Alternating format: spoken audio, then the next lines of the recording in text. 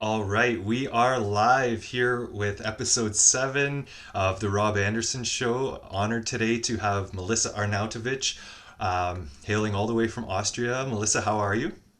I'm awesome. Thanks for having me, Rob. Well, thanks for agreeing, and I'm really excited to have you on. Uh, I've seen some of your videos and stuff on YouTube, and you just really your vibe resonates with me quite a bit. And yeah, I'm excited to have you on.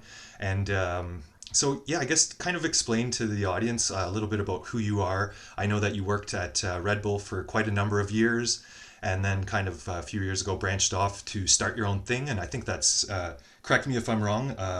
Live-in training. You're the founder of that.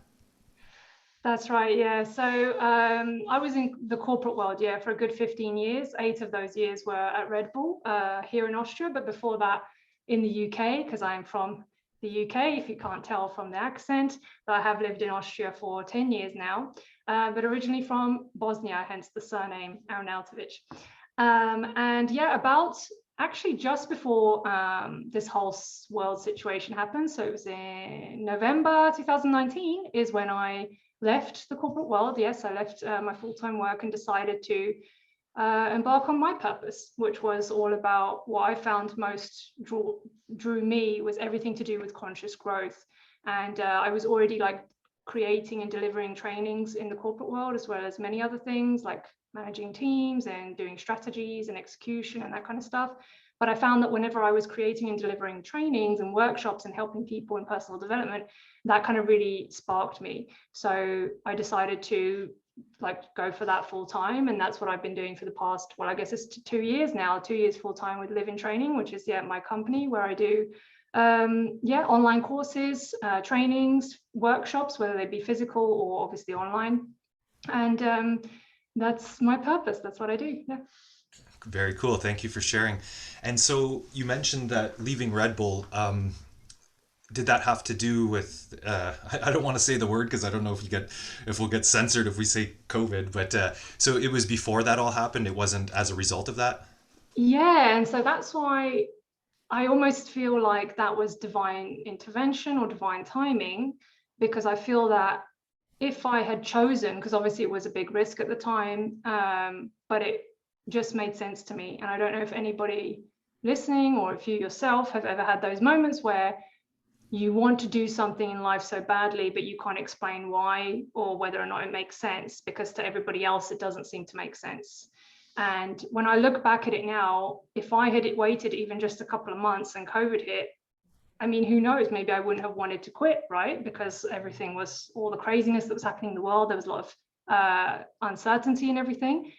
So it happened to be just before that. And for me, it was literally the perfect opportunity because we had all of that restriction and we had to go within, right?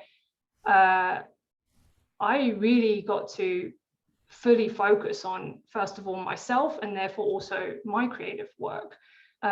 So I think it was divine timing in that sense. It was also divine timing for me in general, after like an 8-year cycle of being in the same company in the corporate world. Even though I'd done various different positions, I was not feeling connected in terms of purpose. And as most people today, actually, that's what they call the great resignation. Most people today are struggling with feeling connected to their work that they do. And considering that we spend more than 85% of our day at work, at the workplace, of course it's going to have a huge effect on your life if you don't feel that what you do for work is meaningful. And I was certainly coming to a point where I felt like I was not running my full life's path.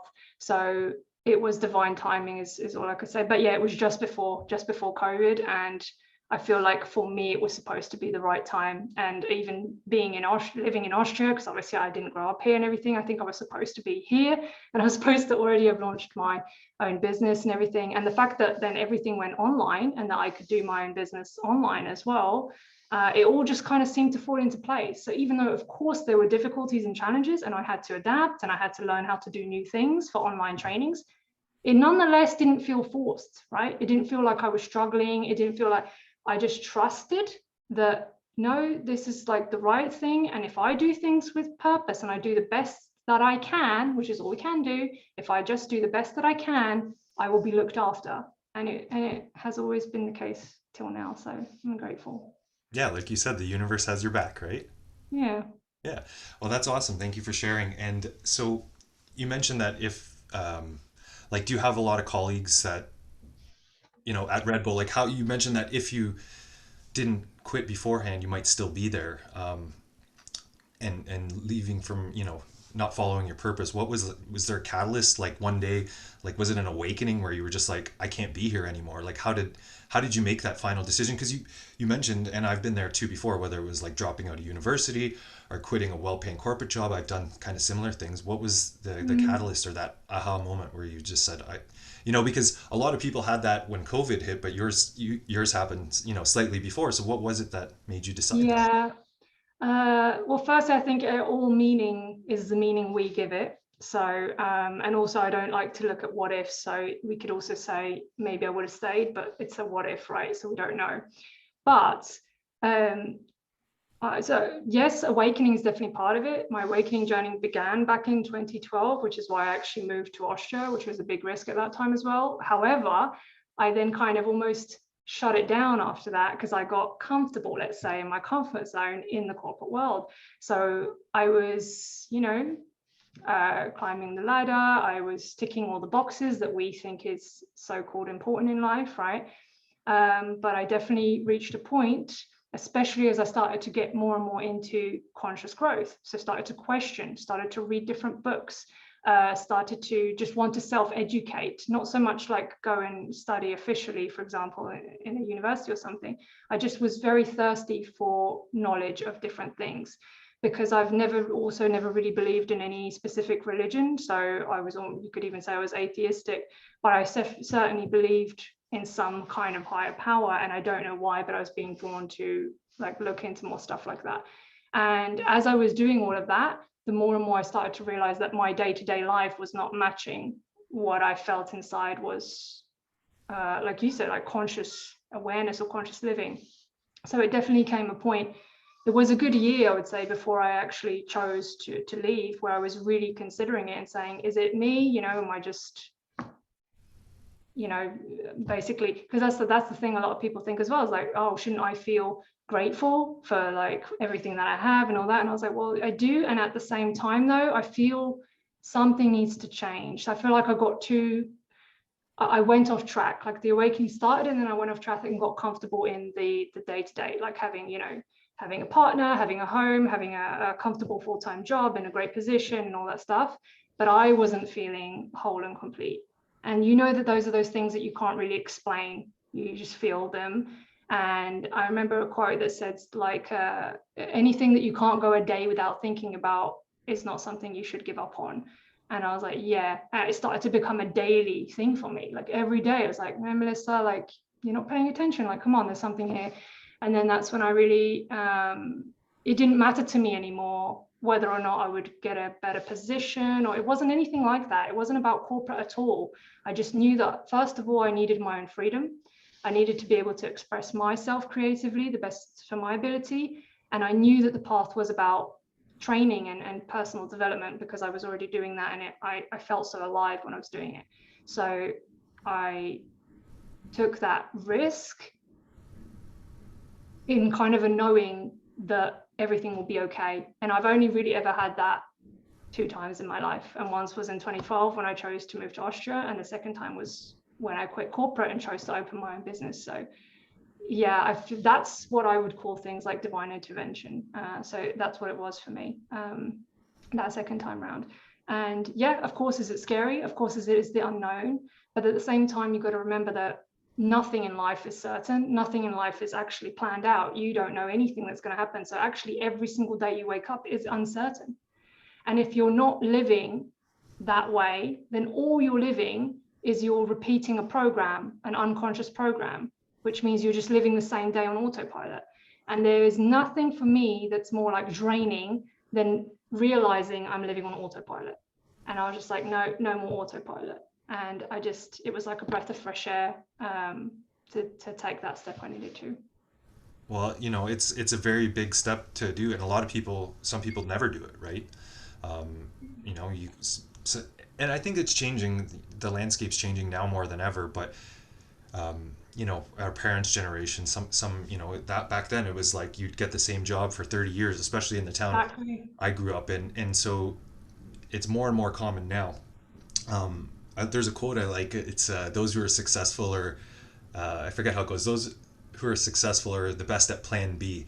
And it's like, or, you know, Yeah. it's like make a That's plan and funny. then Yeah, so that's what my dad says as well. He's like, I made more. He said I made as many failures as I ever have successes, and he's had many successful businesses. And it's just it's an important point because it's the way we speak to ourselves as well, right? If you label things as a failure and you label failure as bad, then you're never going to try anything new, right? And yeah, that's a good point you made. yeah, and it's the reason I brought it up is because it's just like one of those things that triggered a memory in me. And when I go for my morning walks down by the waterfront, there's like all the boats are parked there in the marinas, so there's some nice yachts and stuff like that.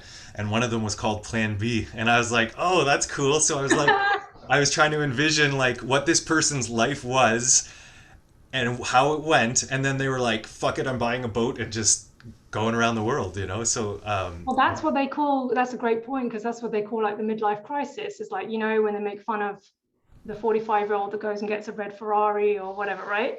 That's because you've spent too many years living on autopilot and not actually discovering who you are. So therefore, like you reach a point midlife, which is where you've ticked all those boxes and everything. It doesn't have to be midlife. For some people, it's much earlier. And I hope the earlier the better for most. For me, it was also earlier, right? But you reach a point where you realize the kind of golden ticket of life that you're promised when you do all of these things that life tells you, society tells you, you're going to be happy, then you're going to have it all, whatever. And I can just imagine like that, the person you talked about, the plan B boat, that he was like, no, you know what, like I didn't get that promise. And in the end, you have to actually sit with yourself and realize, okay, who am I and what do I want? And that's some of the hardest things for people to do, is actually know who you are, sit with yourself. And that's why this whole people being, you know, staying home, a lot of people losing their jobs, a lot of people having, you know, losing relationships and all these things, they were kind of forced to sit with themselves. And I think there's another saying, I'm not sure who it is, but it's you know, if you can't be alone with yourself, then you're in bad company, meaning that you liking yourself, loving yourself, right? People always think, oh, self-love doesn't mean to be selfish and all this stuff. It's like, no, it means to actually accept who you are and be okay with yourself, as well as being, you know, a lifelong student to wanting to learn and grow. All of that is still valid, but you need to first accept who you actually are, because when you don't do that, you start to distract yourself with things that then people have as addictions. And addictions aren't always the obvious stuff, like a drug addiction, alcohol addiction. They can also be being a workaholic. They can also be being addicted to food. They could also be being addicted to toxic relationships where you're being constantly mistreated, right? So they all come through different ways, but what you're doing is you're distracting yourself from the very thing. All you need to do is sit with yourself. And that's what most of the sort of spiritual teachers, or sort of the wise ones, teach, is that's why they talk so much about meditation and stillness and self-inquiry. Self-inquiry is the beginning for everyone. It's like, who am I? What do I want? What do I care about? Like, be honest, when do you really ask yourself that? Like growing up, right? You're being told who to be. So I think we went off on a track there, but yeah, I don't know where we were in the questioning, but I thought it was an important point to put in, because that's super important part of everyone's life journey, is finding out who you actually are and what it is that you want, because of course that then correlates with life and purpose. And that's why I was saying that most people today, it's called the Great Resignation, is that people are leaving their jobs and there's lots of open positions, but nobody's applying, because they're realizing that purpose over profit, right? Purpose is more important than just cash, just earning money. And that in prior generations wasn't the case. They cared more about security, you know, because it was a different time, you know, lots of wars going on, and it was more about one job for life, like you said, 30 years. Today, you're lucky if someone stays in a role a couple of years, right? And then they're on to the next, because also lifelong growth is so important. So if anyone's feeling like that or feels weird or something, it's not weird. That's literally the entire sort of collective consciousness is doing that. Like everybody is feeling that. They're realizing that life is not about going to a job that you hate every single day for the next 40 years so you can pay for your mortgage and then hopefully enjoy your life in the pension years when you're physically not able. And like they're realizing this, and I think that's beautiful for us to see in our lifetime. Yeah, I totally agree. And to kind of echo what you just said, um, I call it a micro retirement. And it's funny because I think, was it Tim Ferriss? I think I was reading one of his books, maybe with a 4 hour work week. And I think Our work week could be and I think he referred to it as the same thing. And I was like, oh, when you just like, it's like a confirmation when somebody else is, labels something the same way. And it's true. It's because like, so why not work for 10 years and then take a year off to reevaluate and enjoy, like travel, maybe take up the hobbies or, like you said, study, like, read the books that you've always been putting off that you can't do. And I think that's a very healthy thing to do. And I kind of just did it this summer because I went through a lot of life changes the past 2 years, as well as specifically the past few months. And, you know, as we all have, right? yeah, and so I was like, I'm just taking one of those micro retirements, and I think that's very powerful because yeah. So you work for 30, 35 years, then you're 65, and yeah, you might have a couple hundred thousand $1 million in the bank, but you're in ill health. You can't enjoy it. Like it's just and to me that's not life, and it is really difficult to step outside of that. And so you mentioned the Great Resignation, and do you think that like really just applies to people? Because like I feel like in a way it's like we're all kind of collectively resigning from our former ways of life, not just from people's jobs, but like people are really seeing like I think the whole I always look at the bright side of things, like what were the positives that come out of all the lockdowns and everything. And you and I spoke about it before that it's bringing people together that might not have had the opportunity to meet. Yeah. And so when I don't know what you define the Great Resignation in your terms, but I feel like it's almost like yeah, we're resigning from the matrix or the way life used to be, right? How do you position it? Yeah, I love how you word that because absolutely, it's definitely bigger than just on from a job perspective. I think it's, yes, our entire planet, all of us, collective consciousness, seeing that up until now, the way that we have lived as a whole has been very, first of all, disconnected, secondly, distorted, and not to our highest good. So, and that's holistic, right? That's lots of areas of life. And we've also been compartmentalizing life in like areas and like, well, this is not related to this and this, but that's not true because we're holistic beings. So I definitely believe that the resignation, or I'm also seeing it in terms of people are genuinely questioning, oh, the way we actually live life as a whole doesn't really resonate anymore. So we're shifting a whole, we're literally writing history right now. Like this whole thing is not just a small period about, a virus. This whole thing has much bigger meaning to it. And it's doing a lot of, like you said, positive things for people, even people who, let's say they did lose their work, and initially that might not sound good, but then when I ask them, like in all like genuinity, genuineness, forgot the word, in all honesty, I Yeah, guess, sincerity, I don't know. how did you really, love that job? Did you really want to be there? And they're like, no, actually. And that's the thing. I think one of the bigger things is also we all need to be more honest with ourselves and with others of what is a meaningful life mean to us, and yeah, I do believe that's being completely reshaped right now. I'm 100% with you, and there's many positive things coming out of this. Well-being is also becoming more and more to the forefront of most people. People are also realizing the power of nature and connecting back with the earth, and that actually we're not supposed to just sit in buildings all day or sit all day, or look at screens all day. I mean, yes, it's beautiful that we have a lot of technology and that we can connect with people all around the world, and that part is wonderful. At the same time, it cannot be your only source of everything in life, especially connection and especially physical experience, because we need to use our senses. And Yeah. the only way for us to use our senses is to actually get out in the world and use our senses. And I think, yeah, it's coming back to that revitalizing, like actual embodiment, right? Embodying ourselves and living that way. Yeah, it's strange because I totally resonate with that. And I don't know if I told you, but something just like it, you know, those moments when something's triggered in you, or you have like this, because I used to jog and then like pretty much every day, or, you know, every other day, a couple times a week. And when COVID hit and we went into lockdown, I was like, I think I just stopped jogging and started walking because I was like, maybe I was just jogging to try to get my exercise in within this like go Mm, go go mentality. Like wow, gotta do it yeah. quickly so I can get on to the next thing, you know. And so yeah, like it really allowed everybody to take a step back. And yeah, I just started walking and I haven't jogged since. So I don't know what that's all about, but I don't think I'll. I don't know. Maybe I'll never jog again because I don't know. That's amazing that you said that because yeah, so I don't like running at all, but walking, yes, like I could walk for hours and hours and hours.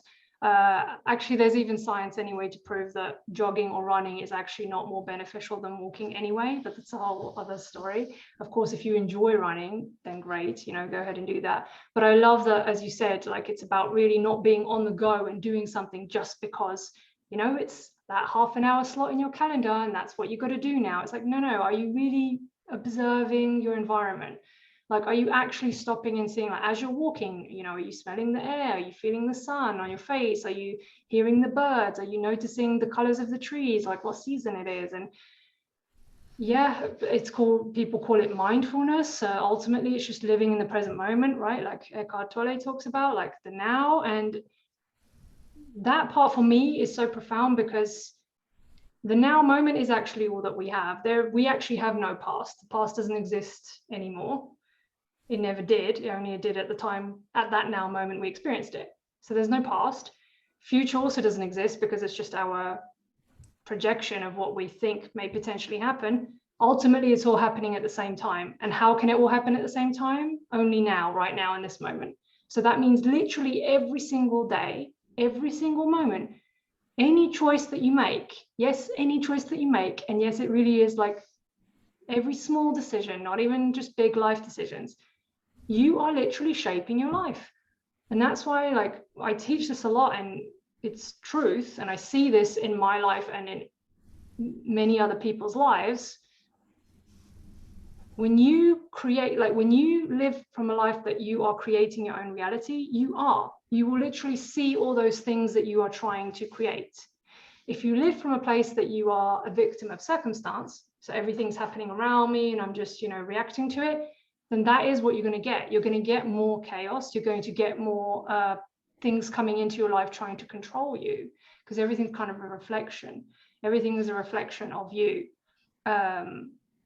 So always, that's why you always look back to yourself and ask yourself. I always say, like, if you've gone too many days in a row where you haven't had a day like that, like what you say, where you just enjoying that walk, just looking around, if you've had too many days in a row where you feel like you can't remember the days, or it was just go go go go, you need to stop and ask yourself, like, what am I doing right now? How am I trying to live? Like, because it's so quick to go back into that autopilot, but that's not living. That's literally just living out a program like a robot. And the more conscious you can be every day in the simple things, that's where the profoundness actually comes in. People think like a profound experience comes from going on a psychedelic, or, you know, jumping out of an airplane, or yes, all those things. Well, they'll increase your adrenaline for one, but yeah, of course they can be profound experiences. However, you need to keep doing them in order to feel good again. And that's like with any things like that. Whereas when you can find the profound and the sublime in everyday things, then every fucking day is like a miracle to you. And every day you do start to see things that are just like mystical and magical, and the playfulness comes back to life again. And that's what I feel people are realizing again, because you're certainly not going to find that sitting in your house watching a TV. You're only going to find that when you actually get out in the world and start to play in this reality that we're actually a part of. Yeah, no, very well said. I love it. And there's so much in there I want to touch on. I'm trying to like write little notes, and it's like, oh my God. Um, There's so many directions we could go in, but yeah. I know. But so very powerful book, The Power of Now, you mentioned by Eckhart. I read A New Earth probably 10 years ago, and I want to reread it again. But I just recently Yeah. read The Power of Now, and it helped me profoundly. And like, I feel like, you said you had an awakening in 2012, and then you kind of like, maybe just went back on autopilot. And I think that's how it is. It's like you get plateaus and you kind of forget, or Yeah. and sometimes it's hard to operate in a normal society when after you've had maybe a shift in consciousness or an awakening. But reading The Power of Now it just came at me in the perfect time in my life, when I was going through a lot. And it's just interesting because we don't realize you're not taught about these things in school, like that voice in your head. Like, you I like the saying, you don't have to believe in your thoughts. Yeah. And I think it's Muji. There's a quote, Muji, that thoughts are just visitors, let them come and let them go. And Mm, so many people think that that voice inside of their head is them, like who they are, but they don't realize it's just their programming. It's just their conditioning. It's their parent, their friend, their ex-husband, their partner, their business partner, whatever. It's, like maybe your old coach. And a lot of it's negative. And I don't know why we have the tendency to just divert to the negative when something doesn't go our way. It's like, oh, I'm not good enough. Or like, especially people who are raised super religious. Like, I remember I was raised Catholic, and there was a few years there where it was like God's punishing me for a sin or something, and that's just super toxic. It took a long time to get over that. What would you say is, for people that are kind of going through this for the first time, and living in the moment, what are some of the maybe rituals that you have, or things that yeah. you do to center you back in the moment, and just, get rid of that voice in your head, and be present to, smell the flowers, enjoy that beautiful sunset. Yeah. First of all, we said so many good things there, and I do want to touch on the thing about why the majority of our thoughts are negative. I like to call it the ego, or these thoughts, the protective personality, and that's because it is actually trying to protect you. So all the negative thoughts you're having, it's your brain trying to protect you. So it's totally survival instinct. So if you imagine, your brain is trying to always look out for what could be possibly bad in terms of a physical danger event, or even in terms of somebody harming you through a conversation. And so it's always leaning towards the negative because it's trying to protect you in case something bad happens. Now, that's lovely. However, when we live in that, and as you said, when we believe every single thought, we're not supposed to believe every single thought. We're supposed to, as you say, let them sort of as visitors come and go. That's how we get trapped in a negative thinking loop, and also into worrying, anxiety, depression, fear. All those things come from that. This constant attachment to these thoughts. And when you realize those thoughts are just coming from your protective personality and conditioning, as you said, it's coming from things that you may have experienced in the past that also you don't want to repeat in the future. But it doesn't always mean it's actually in your best interest. What ends up happening is that your brain and your thoughts are always going to try and take you back to what's familiar. And familiar doesn't always mean best for me. And that's a really big one for a lot of people, is they realize, oh, because sometimes they experience the same bad scenarios in their life over and over again, just with different people. And they wonder why. And it's like, because your brain is taking you back to what's familiar. So that's why, even though it's trying to protect you, sometimes it really does backfire on us, because it's familiar does not mean safe, and also does not necessarily mean good for me. So going to the point of how do you then develop that practice, or so what are we trying to do? We're trying to widen the gap between who you actually are, which is the consciousness, the soul, whatever you want to call it. You are the energy that sits in this body that has a mind with thoughts in it and a body. So there is a gap. It's very short. It's like 0.5 seconds, okay? Like it's very short, because as you said, we're not trained or taught this as we're growing up. We're not taught, things like meditation, all that stuff. So we're taught to truly believe we are our egos, we are our protective personalities, we are our thoughts. So that gap is almost non-existent by the time we come to adulthood and start to question or start to feel like we're awakening. So the gap is you realizing, first of all, that it's a thought. It's not you. And secondly, that you do not have to believe the thought and you do not have to respond to the thought or react to it. Sounds all well and good when I explain it to you like that, right? Oh, that's easy. Okay, so I just have to listen to, like, I see the thought and then not respond and I'm fine. Yeah, no. So that's to understand like how that works. However, of course, to train that gap, meaning you want to widen it. You want to widen the gap between thought comes in, you recognize it, and then you respond, meaning your response has to come, or should ideally come from you, the soul. And that is the part you want to widen. And that is what all mindfulness, meditation, contemplative, self-inquiry practices do. That's their purpose. There is no one ultimate practice for everybody. So I don't want anyone to feel bad, like if they can't meditate for 20 minutes, they're a terrible person and they're not going to be able to do it. It's not like that. Like, it's different for everyone. And also we go through phases, and some days, you want to switch it up. You also don't want to get too much into a routine. But that's, for me, the difference between routine and ritual. First of all, if it's a routine, it's just you trying to create a habit.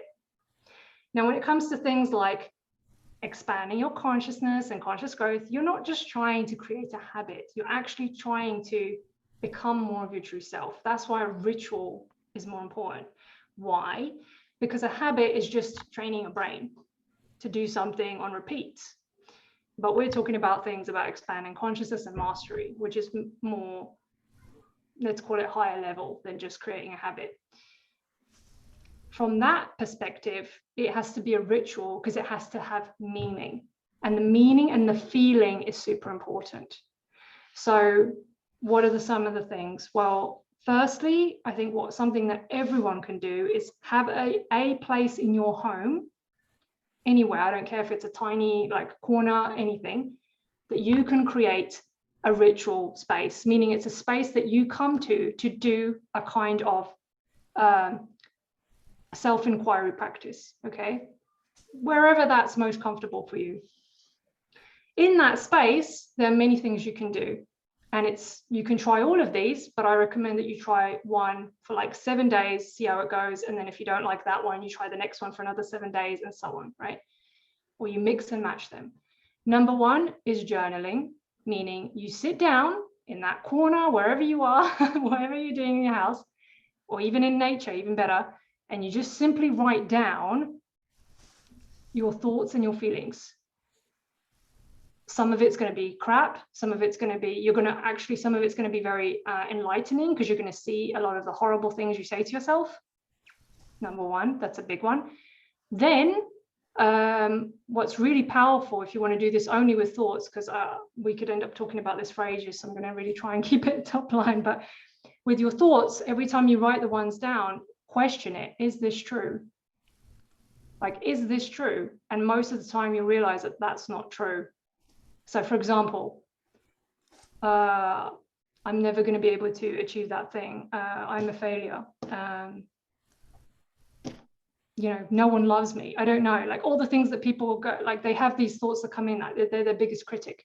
And really ask yourself, is that true? Is that 100% true? And the answer is always no. But when you do this practice for yourself, like you will start to really see that you don't buy into those thoughts as much anymore, and you become more aware that it's just this little nagging, annoying little voice in the background that you can start to almost be playful with it. Oh, it's that ego again. Like, oh, the ego is just like nagging at me again, or the parent, or Billy, or Bob, or whatever name you want to give it. You can give it a name. You can give it a name. It's just, Bob is hungry or hasn't eaten and it's like in a bad mood. And that's the thing, humor always creates that space as well. It's very powerful. Humor is actually a very high state of vibration. Joy in general, like smiling, laughing, and all that. So that's very powerful. Okay, so journaling, we only got through that.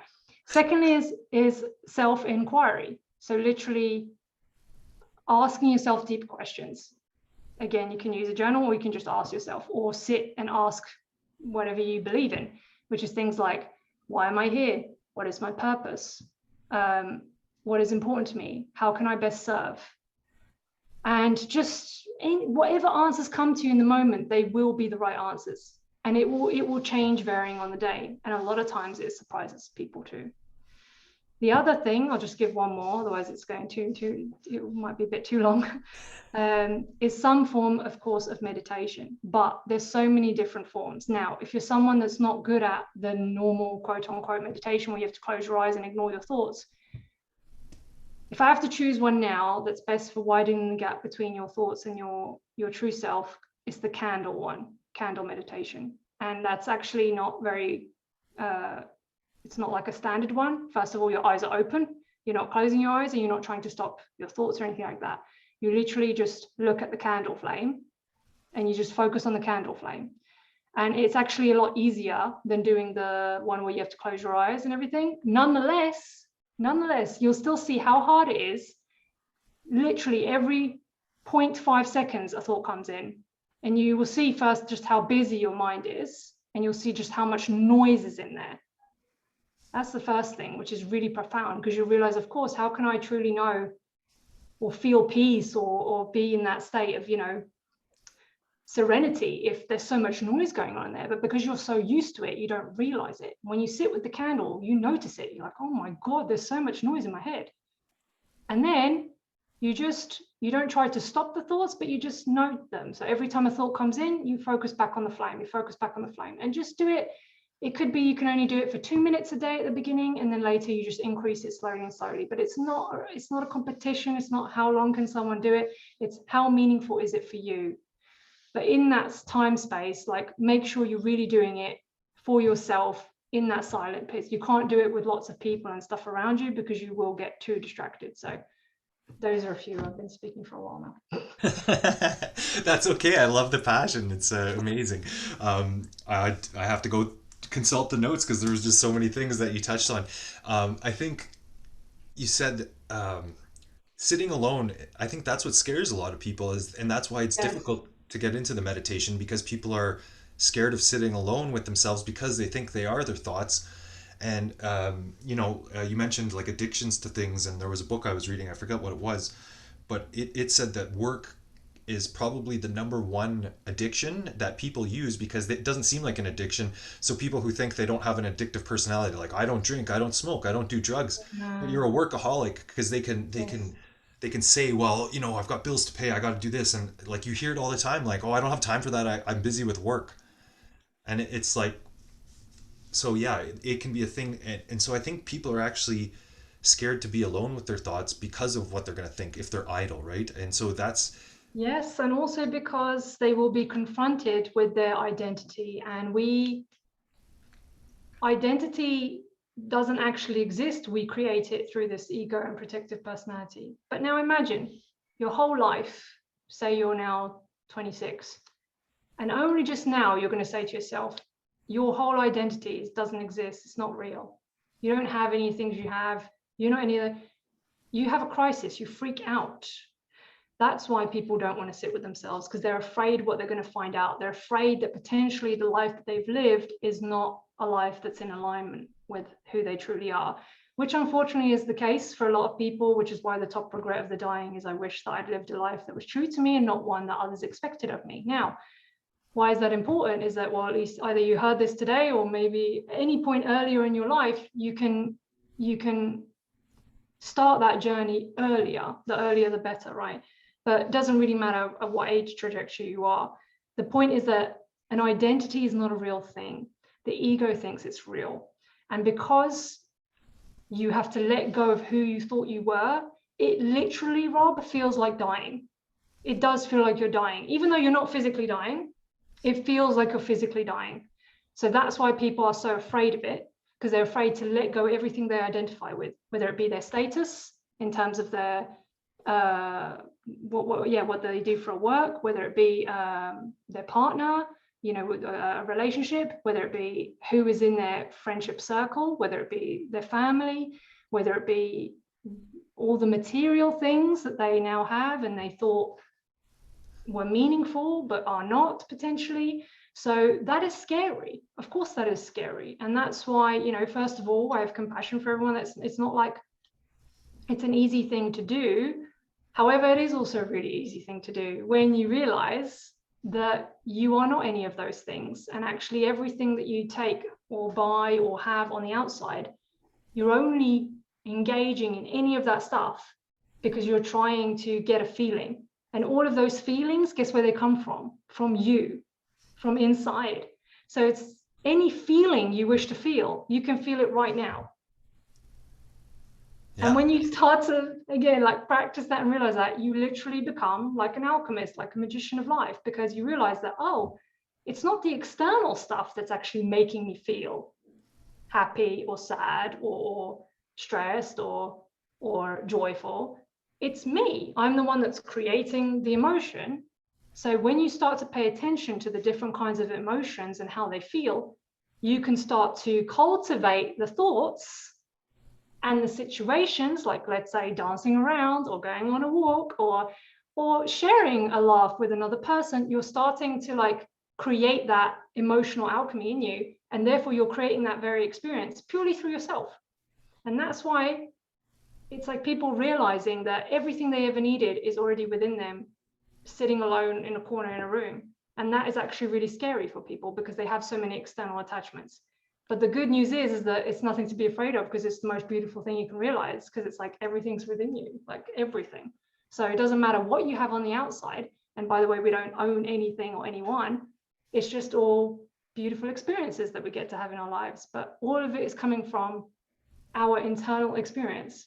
So it is something I think that is, I feel everyone, it's something that everyone adult users should, but it's important for everyone to go through. Otherwise, they're just going to live a life of being on autopilot, or a life that wasn't necessarily to their highest truth. However, what I've certainly learned through teaching and workshops and training and everything is that, you know, everybody's doing the best they can from the current level of consciousness they're at. And that is different for everybody. And for somebody that, you know, they'll figure it out already at 10 years old, and somebody might not until they're 60, and that's all okay. So if we can all just have compassion for each other, because I know that there's also a lot of conflict in the world and a lot of judgment, and judgment is extremely, you know, it just feeds more of that ego and that protective personality, which means you're going to make more and more decisions out of fear. And what you want to be making decisions from is a place of peace, because peace is neutral, heart space. Now, when people hear the word neutral, they usually think that means don't give a shit or like whatever.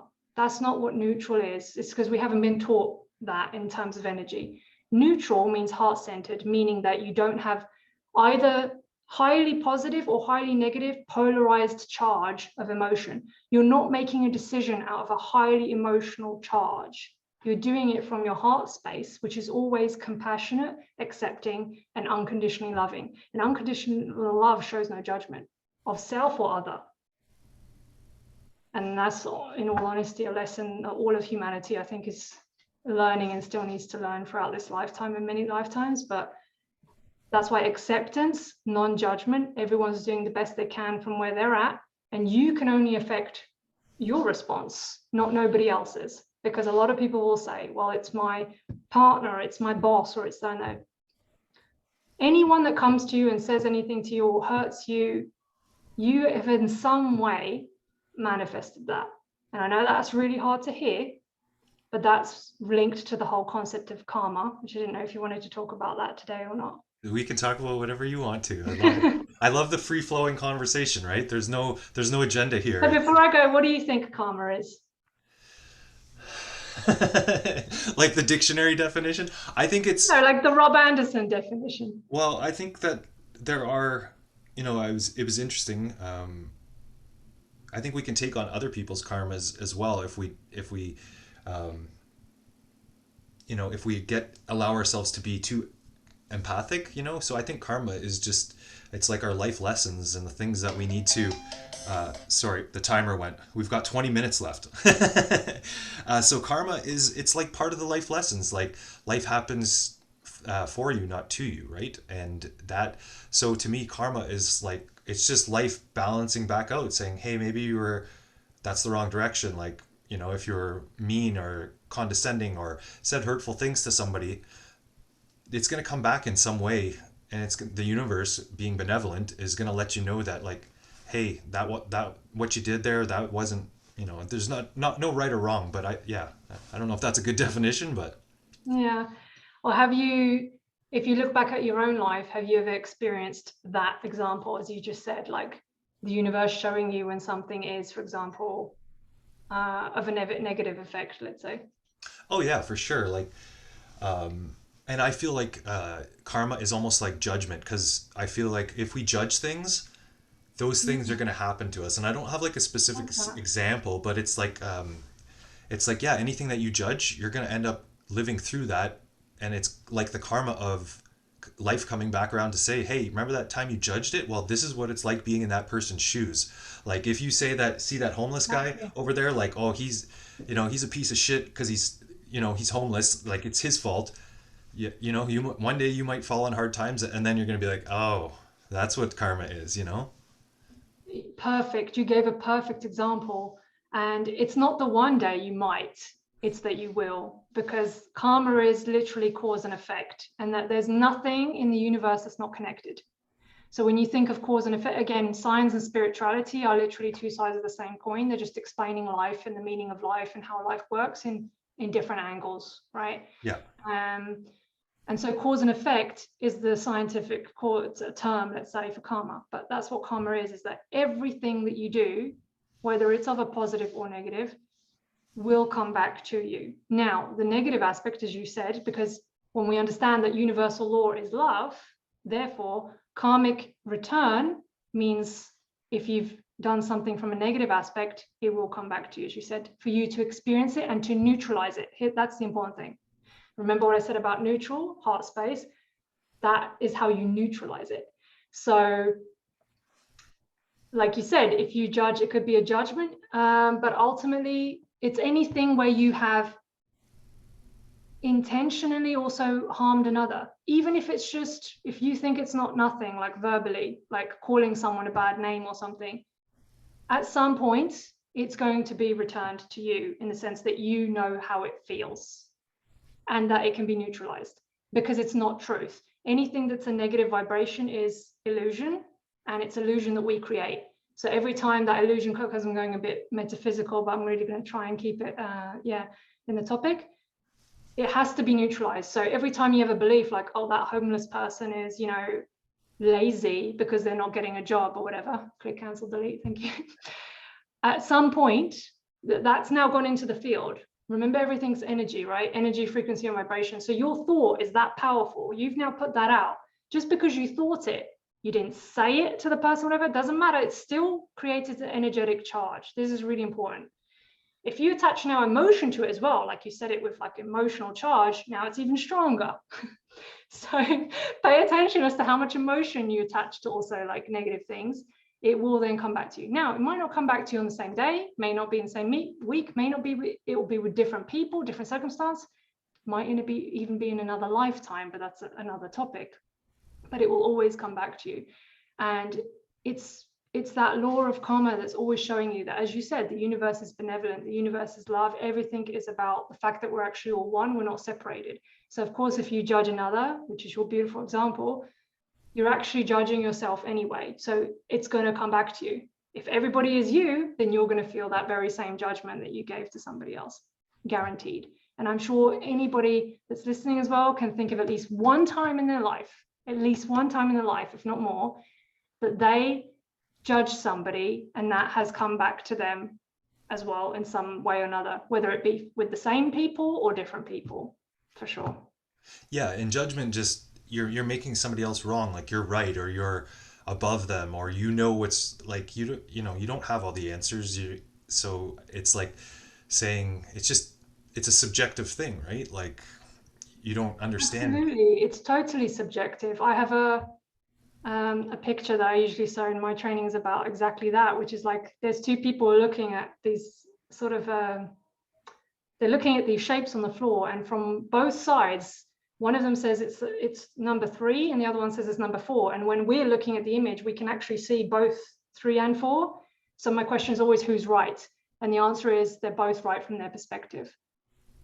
And when you realize that literally everybody is right from their perspective, like everyone, like, therefore, like there's no you're right, someone else is wrong, because that is just, you're trapped. That's a loop of ego. You don't want to waste your time on stuff like that. And it's amazing how much time people waste we're trying to prove others wrong, right? Because it makes people feel good in the moment. I was right, they were wrong. My way is the best way. But that, again, if you do the self-inquiry and if you're really on a conscious growth journey, you realize that that's coming from a place of judgment, because you don't know that person's upbringing, you don't know all the things they've gone through. And when you realize that they couldn't have reacted or behaved any other way, because that's who they are and that's all the things they've experienced to this point, just like you are who you are because of your experience and everything, then you'll realize that also nothing is personal. That's why I love the 4 agreements by, I think his name's Don Miguel Ruiz. One of them is never make assumptions, which is so true. And also don't take anything personally, because it's true, nothing is personal in that sense. When someone is reacting or projecting at you, it's their projection for them. And all you need to learn in that moment, especially when it comes to karmic situations, so you've had now a negative experience, no matter how painful it is, all you need to ask yourself is, what have I learned from this? And if I haven't learned anything from it yet, it's going to come back. So you're going to want to have to think, what was my learning from this situation? Was it to not judge anyone in future? Was it that actually I'm not always right because everybody has different perspectives and being right is actually not the point? Is it that, not being truthful when I speak with people is actually very painful, and it's not a kind thing to do, whatever it is. If you can find the learning, you will dissolve the karma. If you can't find the learning, it will come back. It's like a cycle, right? Like karmic cycle. That's why people get into cycles, because they're not learning, they're just repeating the cycle. And another one of the quickest ways, aside from knowing the learning and not repeating, is also forgiveness of self and forgiveness of whoever else was involved. Now, of course, easier said than done. You have to really mean it. Forgiveness means accepting the person was doing the best that they can from the level of consciousness they're at, as were you, because people also criticize themselves, right? Like, oh, I was so stupid, what was I thinking? And I wasted so much time and so many years. And all of that is that critical self-judgment. It doesn't help self-loathing, self-hate, keeps you stuck. So that forgiveness is super important. And all that means is to accept that you were doing the best that you can from the level of consciousness you were at. And forgiveness, quite simply, that acceptance, and you need to mean it. So I always say, the best time to do that is after usually quite some months of a situation have passed, so that the energy is diffused from the situation. Because if you try to do it too early, you're just bringing back memories that will kind of charge them again.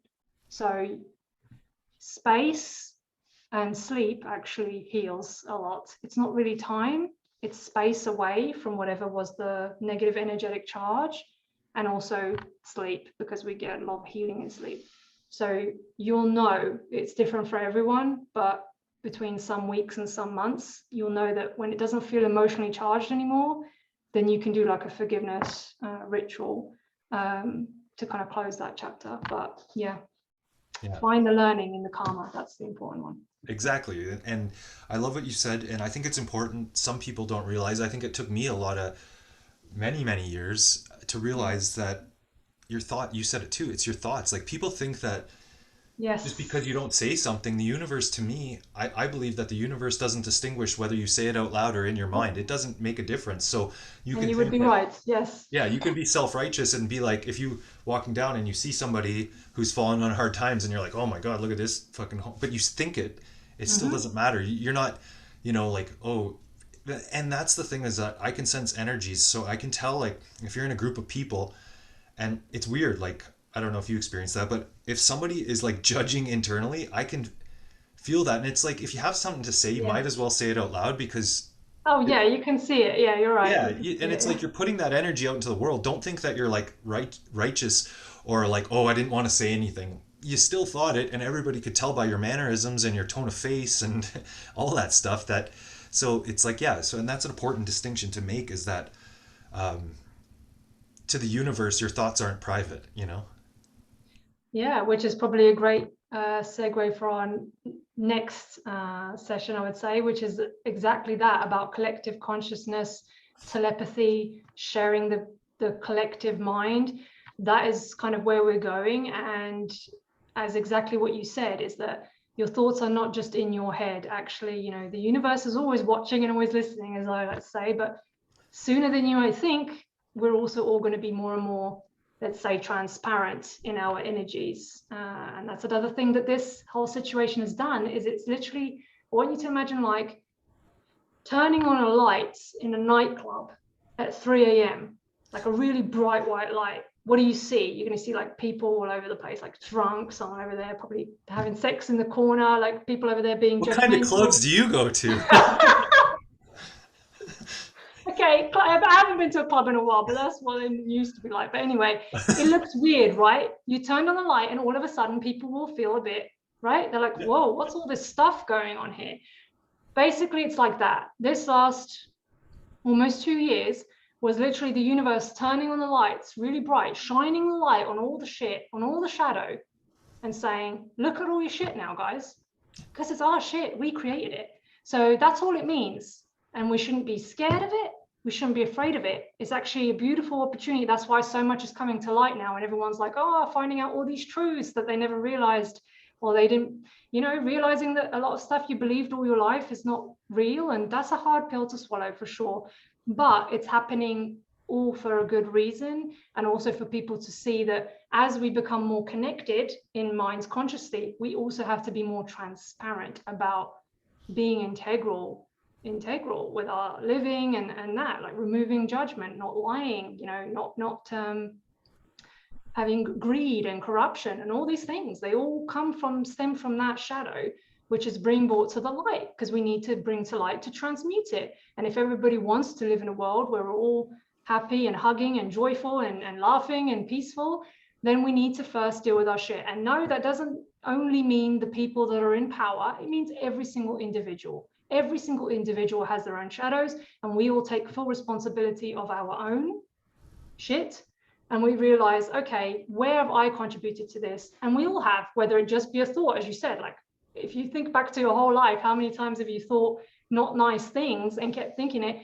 Now I want you all to take this opportunity and say, okay, moving forward, everything I think, say, and do actually goes into the field of collective consciousness. So when I'm thinking something, feeling something, or doing something, is it something I actually want to experience? It's a good question, right? So if you're currently judging somebody with your thoughts, do you want to experience that judgment? Probably not. So you can stop it in its tracks, right? You don't have to accept the thought, and you can switch it to be basically represent what you want to see in the world, right? That is literally how you do it, through your own thoughts, your own feelings, and your own actions.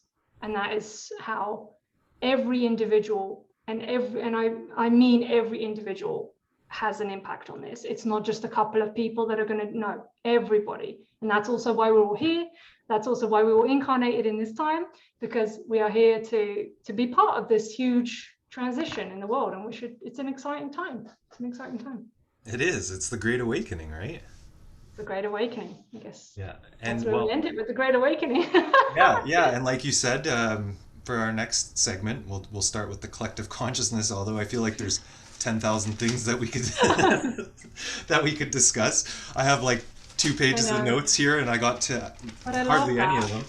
I love the free flow. I love also you're very open, and you also clearly have a lot of insights from yourself. So we can make it even more conversational next time.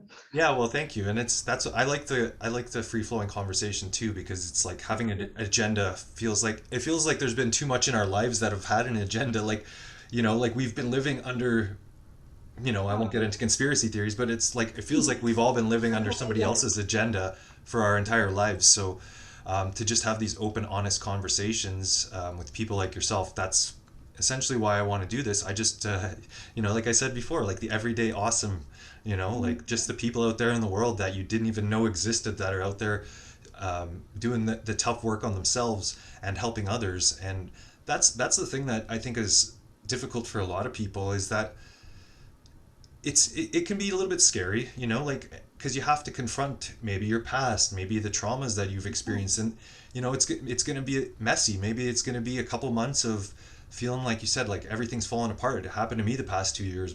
My life and I'll say my life circumstance, not my life, just my Yes, life circumstance is totally very real. different. And over the past 2 years, there was a lot of days where I didn't know how to think about things. It was messy. There was, tears, there was regret, there was anger, there was frustration, but it was all happening for me, and I'm grateful for it all now in the end. And that's what a lot of people need to realize is that, yeah, it's tough when you first get into it, but on the other side, it's like the light at the end of the tunnel, right? Literally. So I think you said that beautifully, and I agree with you. And it's always happening for you, not to you. Exactly. And I appreciate that you also then you're bringing this to people. I love that you call it everyday awesome people, because I agree with you. Like there's this whole world of you only matter if you have whatever 10 million followers and all that stuff. But every single individual here makes a difference. And please remember, what you see on social media is not exactly the reality. It's just a fraction of what people show. And every single person on this planet is here for a reason, has meaning, has purpose. So exactly, everyday, average, awesome people. I love that. And thank you for putting it all together and for bringing all these awesome flow conversations together. Appreciate Oh, it. well, I appreciate you coming on, and I was gonna say hopefully we'll do it again, but you already said on our next one, so I'll take it that we're doing another one. And so I'm going to put the links to your workshops in the comment in the information below. So I just wanted to let anybody out there know who's listening, and that if they Yeah. resonate with what Mel's saying, you can find her and reach out, and she's always willing to have conscious conversations. And so, yeah. And any parting words of wisdom? Parting words of wisdom. Um, I think every day when you actually start the day with gratitude for another day to be alive, then you can completely transform the way that that day goes. And I've been doing that every day for like, I don't know, the last year. And it certainly has had a massive impact on my life. And I think because the way that we think and the way we behave impacts so much our reality, I would just invite everyone to consider trying it out. Is every morning you wake up, smile, put your hand over your heart and be grateful that you get another day to be alive. And we will end it there. Thank you so much for joining me today, Mel. And you Thank enjoy you. the rest of your evening. I could see it got dark as we were talking, so it's Yes, like, what time is it there? It's what, 6 p.m.? it's 6 now, yeah. And as it's winter, it's getting darker earlier, yeah. Okay, well, stick around because I'm going to stop the recording, and then you and I can. I don't even know how to do that now. Oh my God. Oh, it's up here. They must have Top changed. left corner, Yeah, yeah. it used to be down in the bottom right, I think. I don't know. But yeah, thanks again for coming on, and you enjoy the rest of your evening. Thank you. Ciao, ciao. Bye.